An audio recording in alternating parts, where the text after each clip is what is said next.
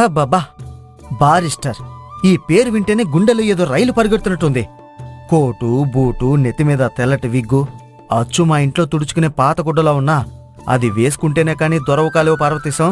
అసలు ఈ మొగల్తూర్లో నీ తెలివితేటలకి గుర్తింపే లేకుండా పోయింది. వెళ్లాల్సిందే, లండన్కి వెళ్లి బారిస్టర్ పట్టా కొట్టాల్సిందే.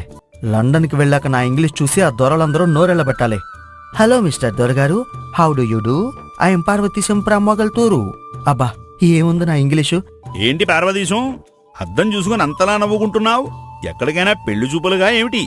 పెళ్లి చూపులేంటి సుబ్బయ్య గారు, నా చూపులన్నీ ఇప్పుడు సముద్రం అవతలున్నాయి. అయినా మీలాంటి వాళ్ళకి ఈ మేధావుల ఆలోచనలు అర్థం కావాలండి. మేధావా? నువ్వా? ఒరే, మొన్నే కదా చెరువులో చేపను పట్టుకోబోయి నువ్వే నీళ్లల్లో పడ్డావు.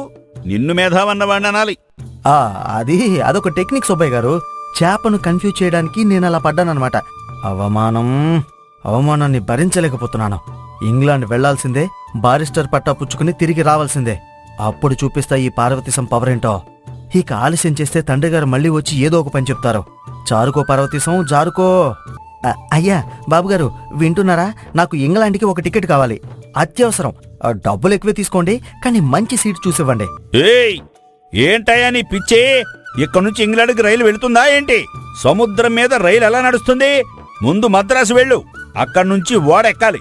ఇదిగో మద్రాసు టికెట్. కాలు వదులు, అది రైలు ఇంజన్ కదులుతోంది, భూమి కాదు. ఎక్కడికి నీ ప్రయాణం? నేను బారిస్టర్ చదవడానికి ఇంగ్లాండ్ వెళ్తున్నానండి.